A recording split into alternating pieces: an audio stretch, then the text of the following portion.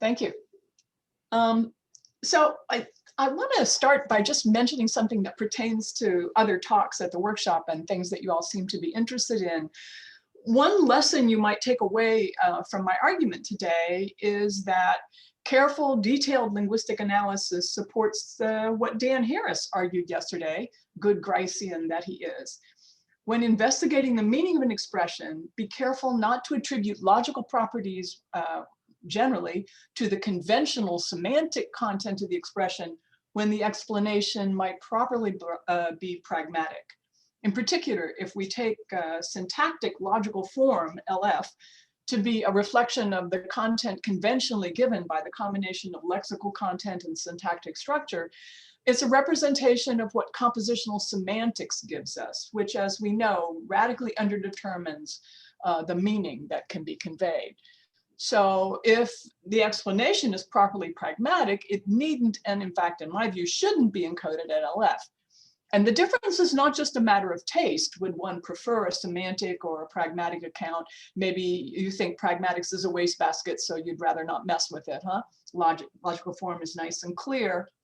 But instead, this is a matter for empirical investigation. We can find evidence that one approach is empirically superior to the other, making better predictions about both felicity and attested interpretation. So I argue if we have an adequate, tightly constrained account of how context bears on interpretation and a scientifically interesting pragmatics, it can step in to offer explanations when semantics seems inappropriate and lay the foundation for empirical superiority.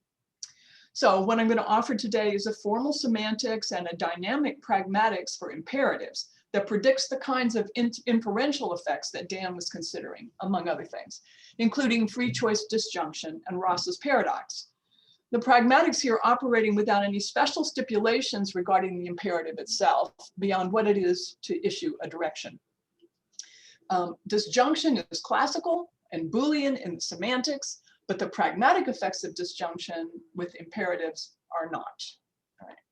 So the pragmatics here, I call it dynamic pragmatics. It's in the vein of work that Paul Portner has done a beautiful job of explaining. I highly recommend his 2018 book, Mood, and that I've been working with in various forms since about 1996.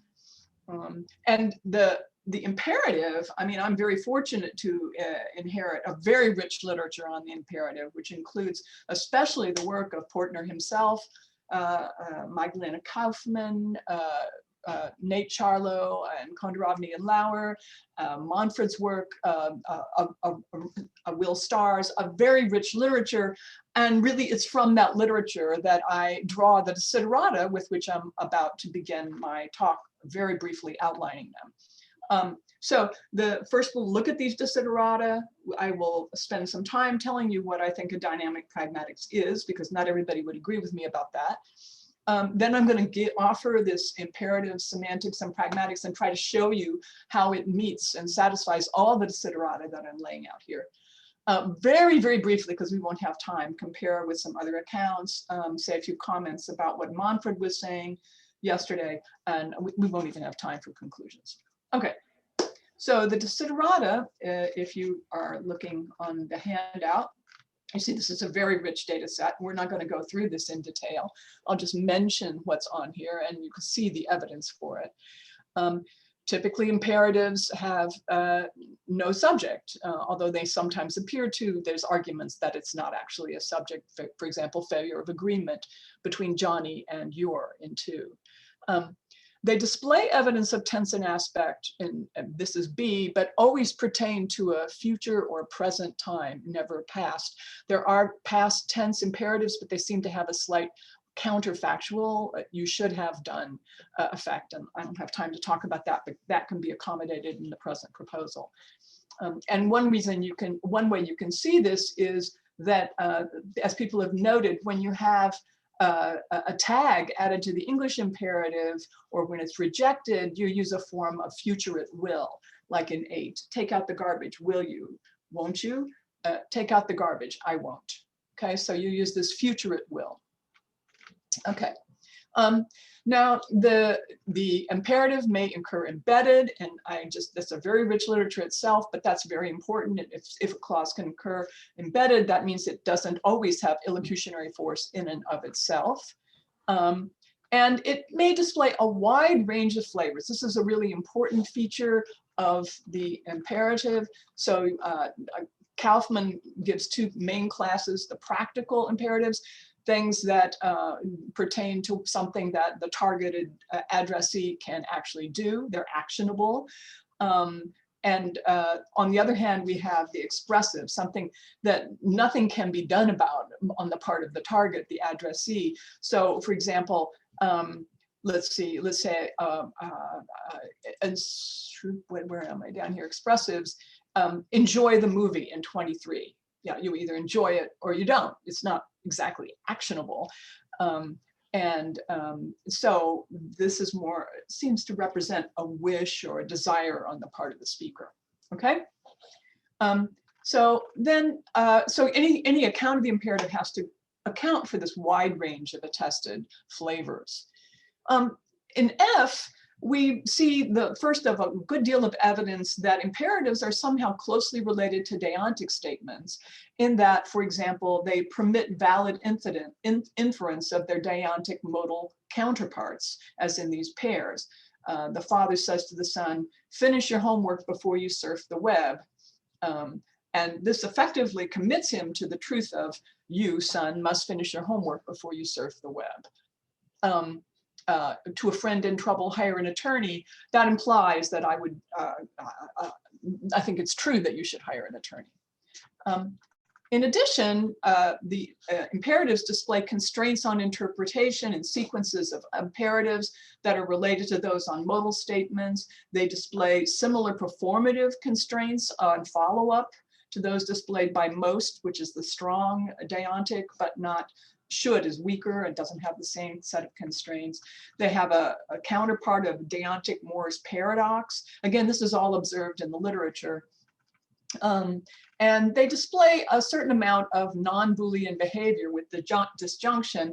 This is the free choice disjunction effect we were talking about to a certain extent yesterday. Now, if I say, the puzzle was stated in nice, clear terms by Frank Feltman there in Amsterdam.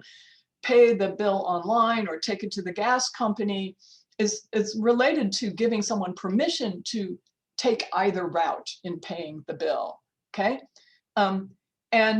This is related to Ross's paradox, where if you say to someone, have an apple, unlike the indicative in 37, Noah ate an apple, this implies Noah ate an apple or a pear. But if I say to you in 35a, have an apple, that doesn't imply have an apple or a pear. The latter seems to give a broader range of permission than the former. And this is parallel to what you see with the deontic modals in 36a and b. You may have an apple does not imply you may have an apple or a pear. I may have my pears set aside for me. Okay. Let's see.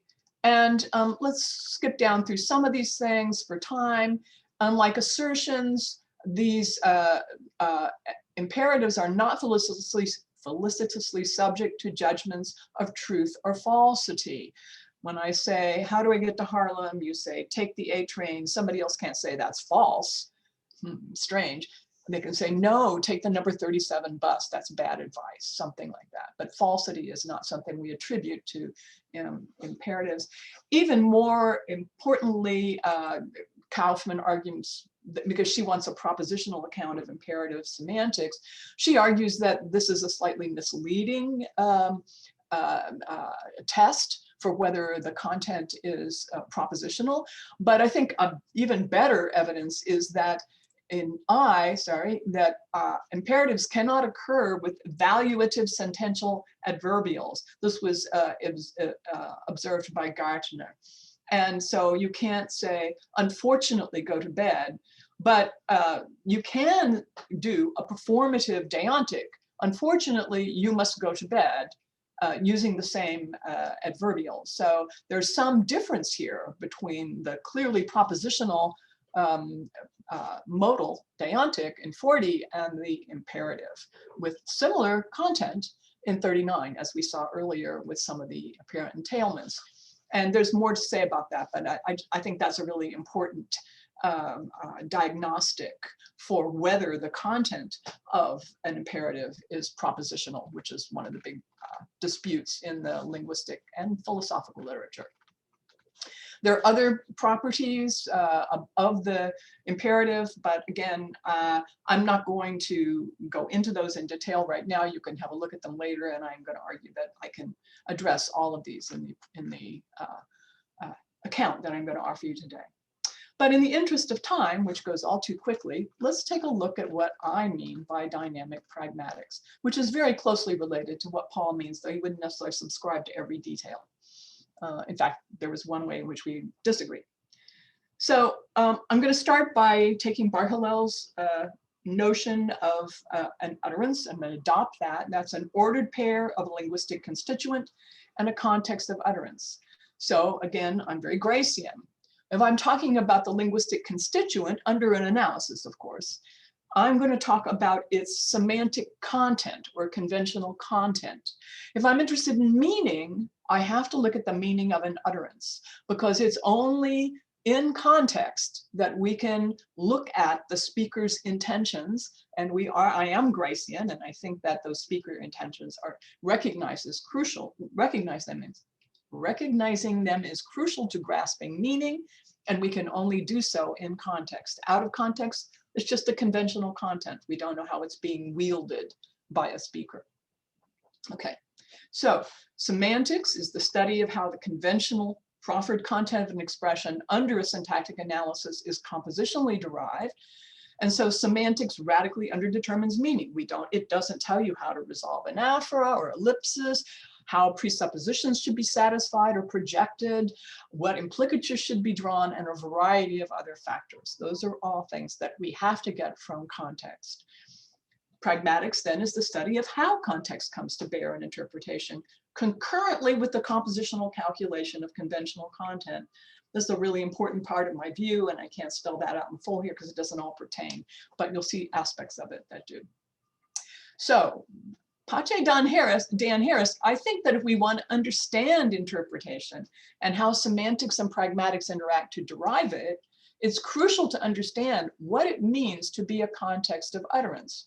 So I followed David Lewis's advice. He said, if you want to know what something means, look at what it does, and then find something that models that way, that does that, okay? So here I'm going to look at what is a context, and following in Lewis's footsteps, I'm going to say, well, what does it do? What does context do in interpretation?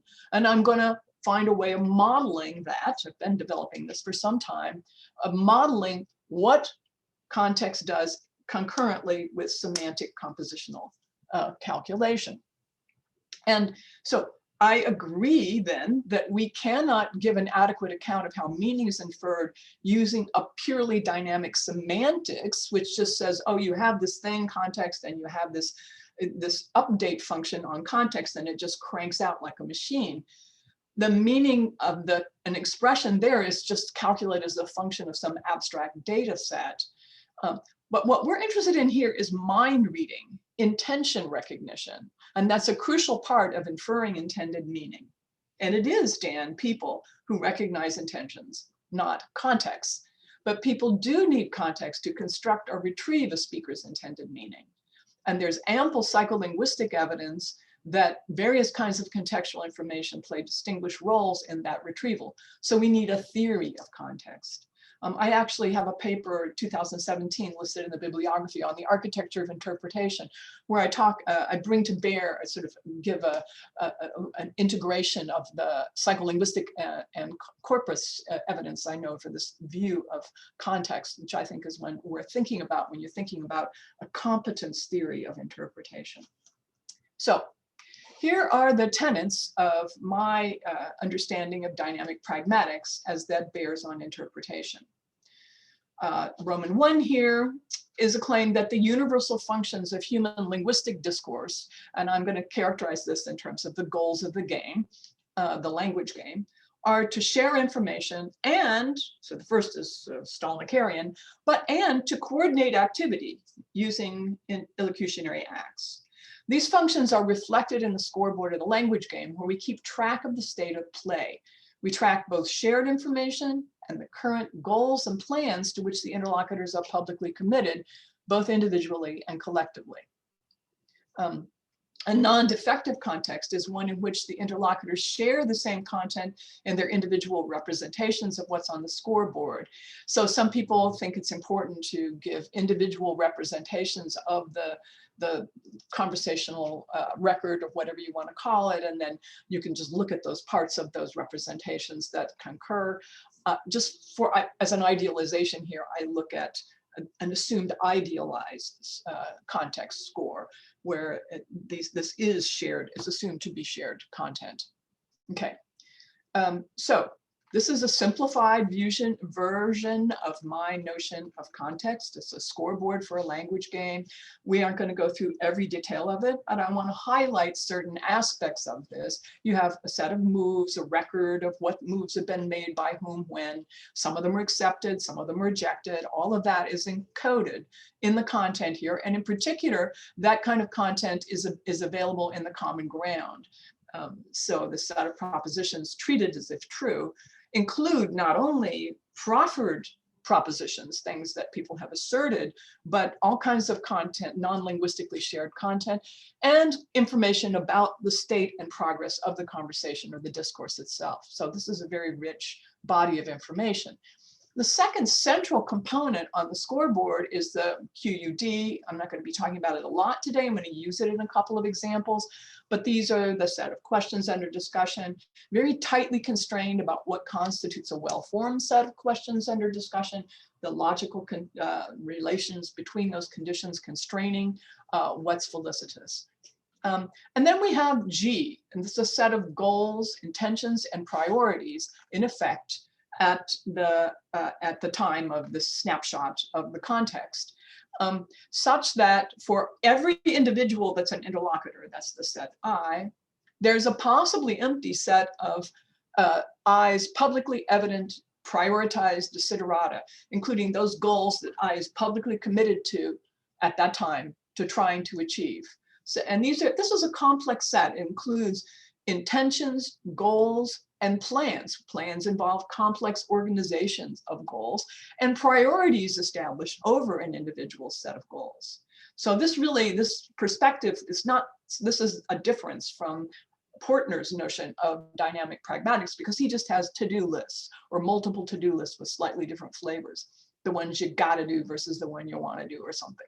This is not what I have here. I said I have a very complexly organized set of goals, plans, intentions, and they're prioritized for individuals, each individual, but also we have the set of, I'll say something about this in a second. We have the set of the common goals of the interlocutors, those things that they have committed to jointly achieving. And in particular, the QUD set amounts to a distinguished subset of the common goals of the interlocutors. So if I propose that we talk about what is the semantics of the imperative and you accept, then we have put that question, what is the semantics of the imperative, at the top of our stack of questions to discuss. And we all, if we're cooperative, have a commitment to addressing that question. That then is a joint goal, which we have accepted. And that is reflected in G as well as in the distinguished QUD set. All of this could be collapsed into common ground, of course. It's not necessary that you articulate these different factors and context in this way. But it turns out that doing so is helpful in distinguishing the different kinds of effects and constraints that come to bear on interpretation in context. And hence, there's reason to think that this articulation somehow cuts context parts at the bone, at the joint, right? So that's the claim anyway. But then also I wanted to point out that a goal, if you have a goal in anybody's set of goals, that's a conditional entity representing the intention to achieve the target goal should certain conditions be realized in the actual world. And this is related to an observation that Rich Thomason made a really long time ago in his work on deontics. You know, you should, let's suppose I should go see Aunt Agatha. I can't stand her, but I got to go see her. It's my obligation. And I go to the airport. I'm waiting for my plane. I don't want to go, but I should go. And I shouldn't call Aunt Agatha, say, I can't come. It's just not right. So I go sit in the bar and I get drunk and I miss my plane. Now, at that point, things change because it's too late. I can't get on the plane. So now at this point, I should call Aunt Agatha and tell her I can't come. So what you can do changes as a function of things in the world, what's achievable, also your priorities, other overarching goals may become more important. If you have a heart attack, it's more important that you go to the hospital than go visit Aunt Agatha, etc. So a goal is a conditional thing, and it's constrained and related to other goals in very important ways. And that all comes to bear on the understanding that we have of a particular imperative in a given context. Okay, so so we have, that's enough right now to give you a feeling for what the nature of the scoreboard is and how it's, the parts are complexly interrelated in order for the scoreboard itself to be felicitous and non-defective. Okay, in particular, the scoreboard is something that all the interlocutors are committed to. So this could constitute a snapshot of the interlocutor's commitment state. Individual commitments are involved in the goals, the questions under discussion, and our joint acceptance of certain propositional content. But I'm just not going to emphasize that aspect of it. I'm treating it as a fairly abstract body of information. Okay? So, interpretation now is the resolution of a simultaneous equation in multiple variables. I talked earlier about how the compositional constraints on interpretation and the pragmatic constraints are concurrent. And as I said, I think the psycholinguistic evidence supports that view. So you've got this simultaneous equation and you have to resolve it and figure out what did somebody mean by this utterance of this constituent. So we don't want to characterize that solely in terms of compositionally determined truth conditional content at LF. So we take that content to be the foundation of interpretation. It's an inviolable constraint on the reconstruction of the intended meaning, but other concurrent constraints are equally essential. And here's one, a pragmatic constraint that I think is very powerful and can be realized in the framework of I just showed you as a realization of Grice's relation, maximum of relation. And this is relevance. Since the QUD stack reflects the interlocutor's goals at any point in a discourse, in order for an utterance to be rationally cooperative, it must address the QUD.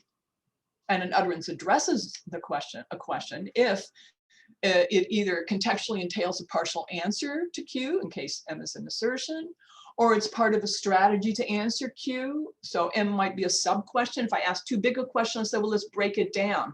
We can't just answer the whole thing about the semantics of the imperative at once.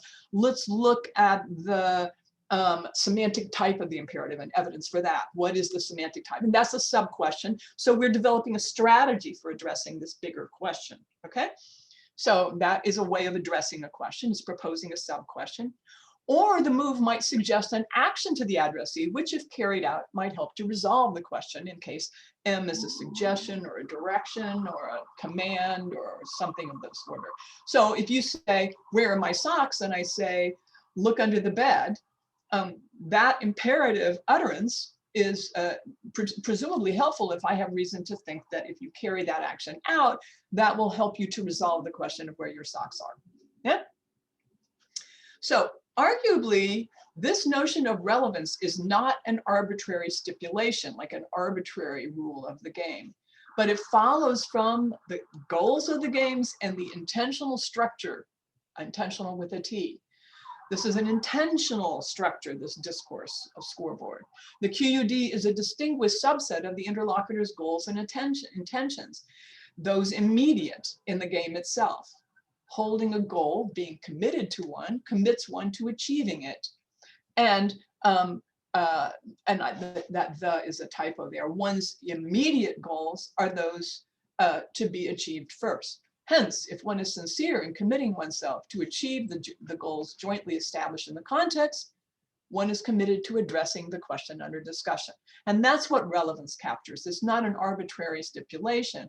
It's a functional reflection of the character of the game and the commitments that are involved in it, playing it. So relevance plays a central role in the resolution of ambiguity and anaphora, as well as ellipsis. In presupposition, resolution, and projection, there's now getting to be a large body of work that argues this. In the determination of the scope of operators and the domain restriction, and as Grice emphasized, in the generation of conversational implicatures. But it also plays a central role in the determination of the intended illocutionary force of an utterance, the way in which that illocutionary act is intended to affect the discourse scoreboard. So consider 12 again, which is in my set of desiderata above. Two crooks are planning a robbery, and A says, "What should I do if the cops arrive?" B says, "Start shooting." This is a modal subordination interpretation, another term that comes from work of mine a long time ago, where it means something like, if the cops arrive, start shooting. So that condition is somehow borrowed from previous irrealis content, because it's under, if the cops arrive is part of a conditional here. Okay, so B replies to A's question using an imperative clause, thereby issuing a directive. But we don't understand B to direct A to start shooting in the present circumstance, right? Rather, we understand B's utterance to be intended to be relevant to A's question. In order to make it relevant, we understand it as in the conditional paraphrase, borrowing the content of the if clause from the question. There's a whole story about how that works. It's not just as arbitrary as I just said, but yeah, that's it. In contrast, consider 46 and 47. So 46 says, "What did John hear on Fox News? The Democrats have stolen the election. There's widespread fraud."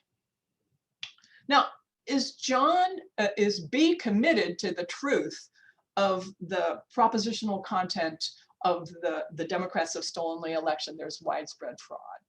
In this context, no.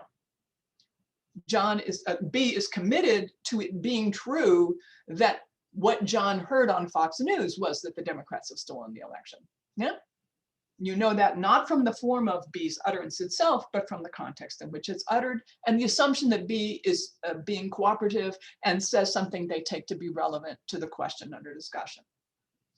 47, what are Mrs. Johnson's demands? Pay your rent by Monday and keep your bicycle out of the hallway. Right? Typical Brooklyn landlord, right? Okay, so here in the imperative, B is not issuing commands to A. B has no authority to do so, and maybe B doesn't even care or want A to pay the rent. Maybe B would rather that A paid B the money that A owes him, yeah? But here, again, we take him to be addressing A's question, which is about what Mrs. Johnson's demands are, what actions she would impose on B if she's able to. Okay? Okay. So again, irrelevance is what tells us this. And in this particular case, the utterance, the imperative that B utters by itself does not constitute a directive to A. That's one of the important things I want to point out. It's not a direct quote, okay, because Mrs. Johnson apparently didn't talk to B about it. B is reporting what Mrs. Johnson wants. So she didn't say, quote, pay your rent by Monday, because she's not talking to B about, she's talking about A. So this is not direct speech. This is not a direct quotation, and it isn't something Mrs. Johnson actually said. But neither is it something that B directs A to do. Okay. So you can't even tell whether B's utterance by itself is a directive by looking at the form of the utterance. That's the point here. Okay, so this is my second point, and we can come back to these things later if you want. My third, there are three central types of moves in the language game, as reflected in N in the scoreboard K that I sketched above. These are the central illocutionary acts. I'm not disputing there aren't subtypes, and those may be of great interest from the point of view of speech act theory in other respects, but these are the central illocutionary act types. I have a paper on speech acts where you can look for that argument. These are acts made in and by uttering some linguistic expression and are found in all human linguistic discourse. So we have an assertion, which is an illocutionary act wherein the speaker proposes that a proffered proposition be added to the common ground. An interrogation is an illocutionary act wherein the speaker proposes that a proffered question be added to the QUD. And a direction is an illocutionary act wherein the speaker proposes that a proffered property indexed to the addressee be added to the addressee's goals and plans and intentions as publicly evident on the score. All right. So here you have these three kinds of proffered content: a proposition, a question, which I would model, as most people do, as a set of propositions, and a property, which is a different kind of thing semantically altogether. These are different semantic types. Those three contents are being used as tools to affect certain acts, proposing the addition of the content in question to different aspects of the scoreboard, which will have, since those scoreboard elements play different roles in the discourse and other elements of the interlocutor's interaction, they'll have different effects on the resulting context and what it constitutes to be cooperative and well-informed in that discourse.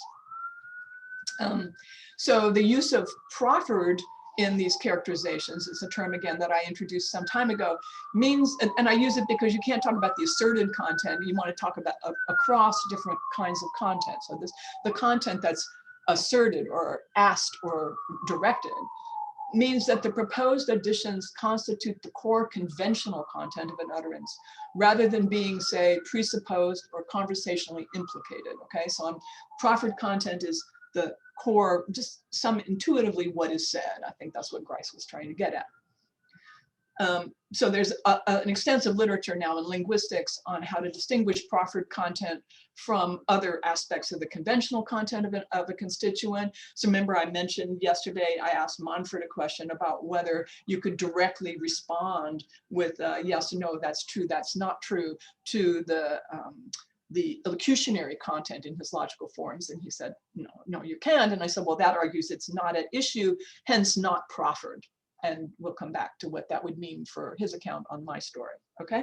So there are well-known diagnostics now for these different aspects of the meaning of an utterance, the conventional content, okay?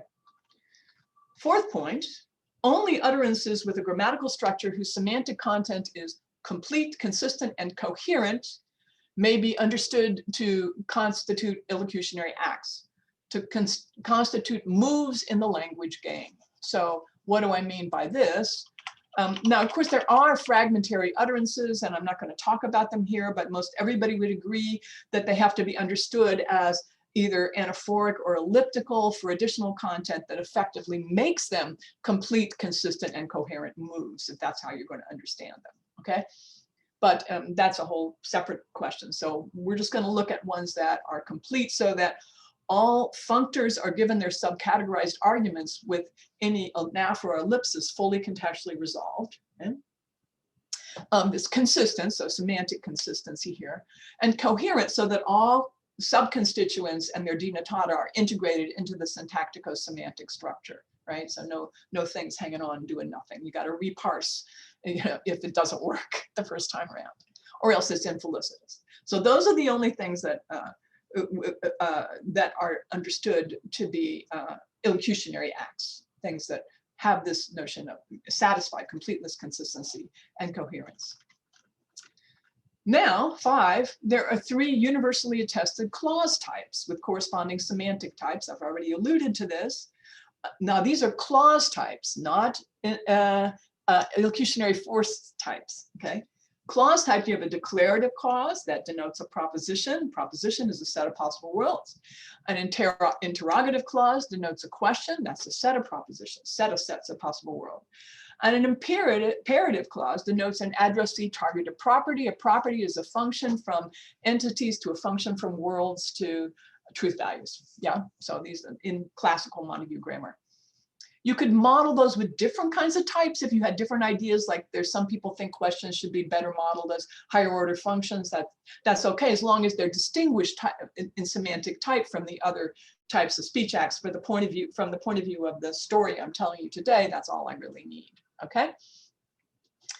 And then 6, the default illocutionary force of a root sentence is the main clause, yeah, is a function of its clause type. So the ones that we just saw in 5. The fact that 3 and 5 I claimed are both universals. 3 was the claim that there are 3 types of moves in the language game, and 5 that there are 3 universally attested clause types. I say they're both universals. Well, that fact is not a coincidence, okay?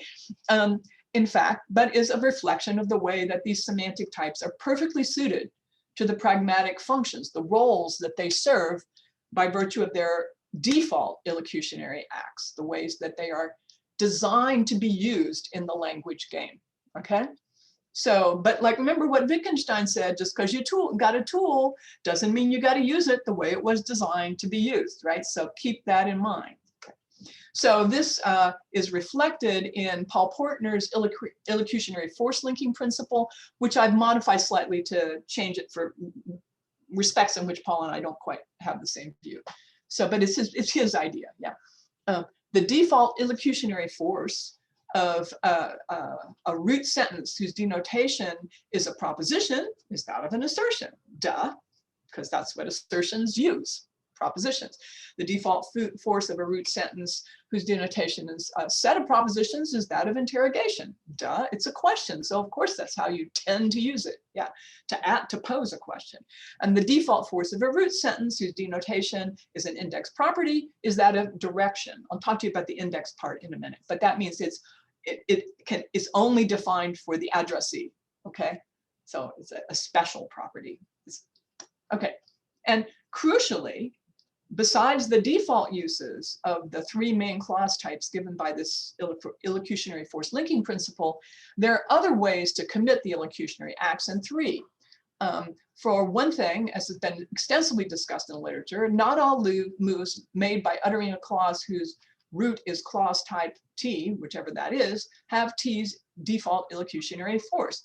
Pragmatic factors may override the defaults. For example, prosodic factors can override defaults in the interest of consistency. So here's an example: declaratives with rising intonation. This was observed in Christina Gunnlaugson's work in 2001. So this is 48 has the sentence clause type and mood of a declarative. You're going to be home late. But I say it with rising intonation. You're going to be home late. Okay. Now, the contribution of the rising intonation is at least uncertainty. It's actually more general than just I'm asking a question, so don't take it that way. But of course, question asking uncertain contexts implicates uncertainty. So that's an interesting way to use the rising intonation. So that implicates uncertainty.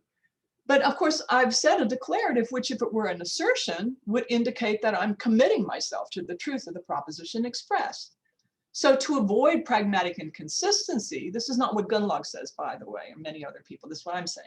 To avoid pragmatic inconsistency, the intonation overrides the default force linking, leading the addressee to understand the utterance as either only tentatively entertaining or questioning the truth of the proposition denoted. So it can be treated as a polar question. So taking the move to raise the question of the truth of the proposition expressed resolves that inconsistency. And I could go on and on about it, but I see I'm taking too much time. You get the idea. And similarly, in 49, if A says, I don't know what to do, and B says, ask your mother, again, that's an imperative, but it's not clear that B is issuing a directive of any sort, including a suggestion to ask the mother. This might be asking, tentatively wondering whether this would be the right kind of goal to adopt, etc. Okay? And then you have falling intonation and questions. I'm really messing up my time, so I'm going to go on here. and tell you something about the imperative semantics and pragmatics. So here are some of the central features of the semantics of imperative clauses that I'm going to develop here. It yields a conditional directed property type. We'll go through all the details of this. It's directed to a target agent, which in English is always the addressee. That's not the case across languages, which are really interesting, but we can accommodate that variability within the present account. In Kaufman, it's conditional. So remember, we looked at the way in which plans are conditional. And here, the targeted properties themselves are conditional, depending on, now I'm going to use the technical tools offered us in Modal Semantics by Kreutzer, a modal base and an ordering source. And you'll see how these are going to work here. But they together determine what I'm going to call the applicable circumstances in which the property should be realized. So this is the conditional part of the conditional imperative. You can think of those as accessible world times in a future branching model. Okay, and instead of truth conditions, imperative clauses have realization conditions, spelling out what the world would have to come to be like for the property to count as realized by the addressee to which it's directed. So in this case, a modal, you'll see, I'm not going to even argue it's a modal. I'm going to show you that an imperative is actually a modal, but it's neither propositional in semantic type nor deontic in flavor. And then in both of these respects, it's essentially different than Magdalena Kaufman's semantics. I think this is a unique combination in the literature. And illocutionary force has no part in its conventional content, but merely arises in its default use when it's uttered as a root clause. So now I'm going to quickly tell you what it's like, because we don't have time to go through all the technical details. So here's the logical form for an English imperative clause. And that's basically a verb phrase that's indexed to I, which has to be the addressee. And it has this sentential clause type, indicated by exclamation point, and it has the modal base and ordering source that are presupposed.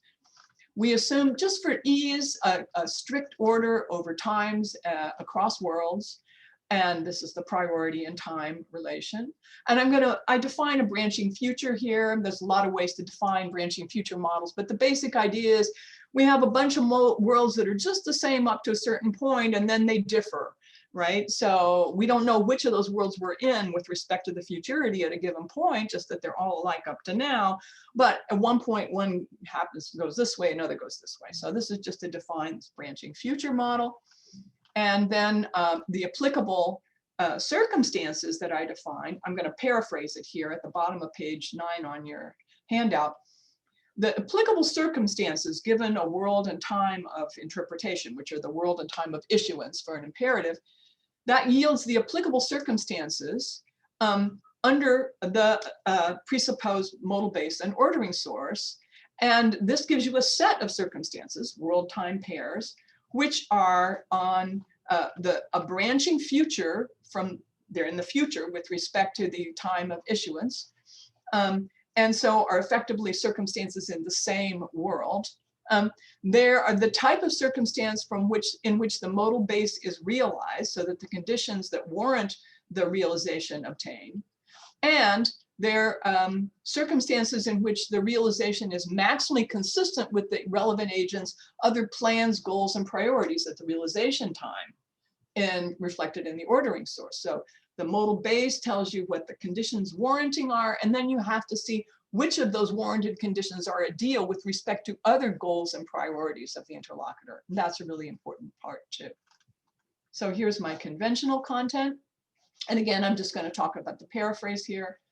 The use of the imperative presupposes a targeted addressee, the modal base, and an ordering source.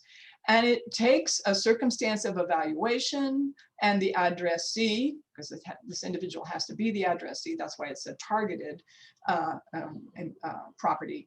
And it says that the applicable circumstances are a subset of the circumstances in which the verb phrase is realized by the addressee.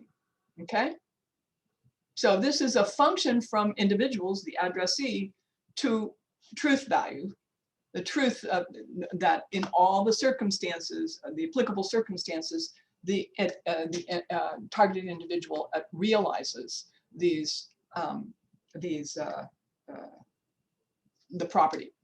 Now, that's modal, right? But there's no deontic force here. Yeah, and I'm getting so late in time, maybe I should truncate my presentation. What do you think, guys? Huh? Yeah. Well, I think you can go on for maybe 5 or 10. 5 or 10 minutes? Do you want? I mean, I'll shut up if you want, but I can tell you briefly what I do. So here the idea is that because you have this modal base and ordering source, this makes, just like you use a modal base and ordering source in Kreutzer, and the modal base can be added to with an if clause. Just so imperatives can carry if clauses. So look at 10, 11, 12, which were up in my set of desiderata. If you're hungry, have some cheese and crackers. Or the Army combat instructor, this is one of my favorite ones, is Grizzly. But before you walk into an area where there are lots of high trees, if there might be snipers hiding in the branches, use your flamethrowers to clear away the foliage. So this is a set of instructions. He's not saying take out your flamethrowers now, come what may, and buzz, buzz, buzz. He's saying under the applicable circumstances, given your other goals and priorities, which might include, not killing yourself and a variety of other things, do this. Okay, then these are generic instructions. On the other hand, 10 is a very specific instruction. If you, the addressee, are hungry now, in case of that, adopt the goal of having some cheese and crackers. Yeah. So these are not biscuit conditionals. These are not conditional commands or conditional acts. These are actual directives that one adopt a conditional plan or a conditional goal. And there's a big difference between them. So these are not conditional speech acts. The futurate temporal character of the applicable, the determination of the applicable circumstances, you only look at circumstances on a future branch of the branching model from the time of issuance of the command. That will satisfy the desideratum B and explain, especially if you take futurate will, as many people do now, to be a species of modal. That explains why you use will for imperative tags and to deny, reject a directive. Okay, so the default pragmatics is the one that we saw above. Here it's just described in terms of the scoreboard. If you issue a targeted property to an addressee I and they accept it, then everyone adds that to G of I, the set of their goals. And adding it sounds simple, but it's not like you just put it on their to-do list. You have to integrate it into the plans, goals, and imperatives. Actually, Nate Charlo does the best job of explaining how this works in planning theory terms, the integration of this, and has to be prioritized relative to other understood plans, goals, and intentions. And this is just parallel to what an assertion is for Stalnaker, or what a question interrogation is for me in my older work. I'm not going to go through this elaboration, lack of time. If you want to look at my handout, I go through in some detail 3 different flavors of, so some of the desiderata are obviously satisfied by the semantics I just gave. To see the variable flavor, I have illustrated that with how one understands an imperative issuance to be a command in 13, a conditional instruction like in the Army case, or a wish. So I think I've laid that out pretty clearly here, or if you have questions, I'll be happy to talk about it. So that satisfies, in other words, it works here just like it does for Kaufman in her use of the modal base and ordering source. I get the full range of flavors, including the expressives, although I just haven't taken the time to go through that for you now. Okay, so that's really a lovely feature. And Paul Portner can't do that because he doesn't have a modal in his proffered content. He only has the directed property. So with respect to desiderata F and G, these are the ones about the deontic-like behavior. Paul explains a lot of that in his work because he shows the ways in which the to-do list, which is like my G, is reflected in goals, plans, priorities. Hence, and this is in my description of the core scoreboard, I said everything could be elapsed into the common ground. So if I know that you are obligated to make your bed, then not only is there a goal in your set of goals indexed to you in G, but there's a proposition in the common ground, Luca should make his bed. Yeah. So that is, there's a correlation between the content and the different aspects of the scoreboard, which is what it permits one to infer the truth of deontic proposition from the commitment by the addressee to achieving the relevant goal. Yeah. So this is in keeping with what Dan Harris was talking about yesterday. This is right here. In all these cases, it's not the logic of the proffered content of the imperative clause that entails the apparent inference or the infelicity in the case of, depending on the case we're looking at. Rather, it's, in fact, there's not even deontic character in the imperative semantics. What has deontic character is its acceptance as a goal to be achieved, okay? There's something normative about that, and that's where you get that flavor.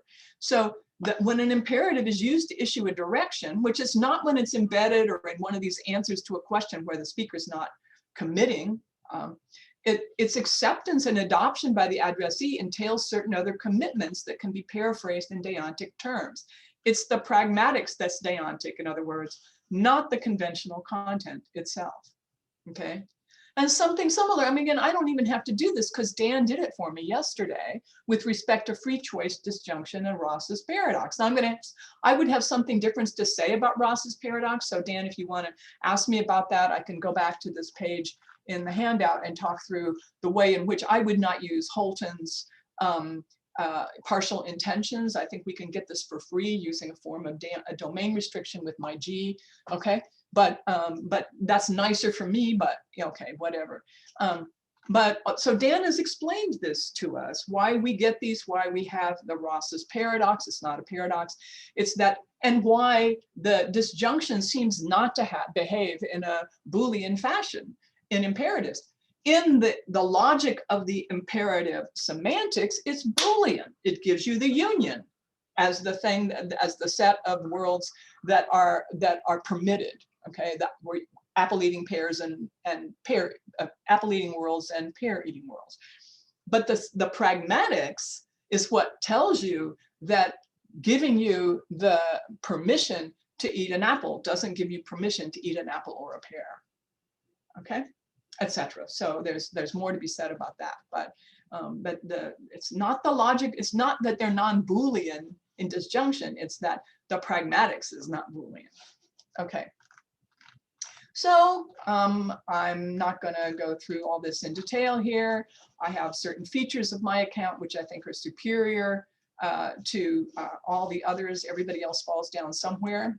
And I emphasize that these guys are the experts. I learned from them. So these are great accounts. I'm not putting them down. This is what we do in science. We get the best account we can. We explore it. We find the holes. We kind of go on. So I'm just trying to apply a different perspective to what I've learned from these other people. And I'm going to stop here because of time, but I want to say that in principle, you can see now that the place, I think Manfred's talk yesterday was in this terrific tradition of work on speech acts in the German linguistic literature. I learned a lot from what Manfred has to say about this, but I disagree about one point. I wouldn't put illocutionary force in logical form because in my view, as I've just tried to make clear, the illocutionary force is not part of the proffered content in principle. And the one question I asked him yesterday was one of the probes I would use to try to tease apart whether it belongs in semantics or in pragmatics. So there's more to say. I've got a lot of other stuff to say, but it's on the handout. So thank you for your patience. I'm sorry, I try not to talk too long, but it always takes longer than you want.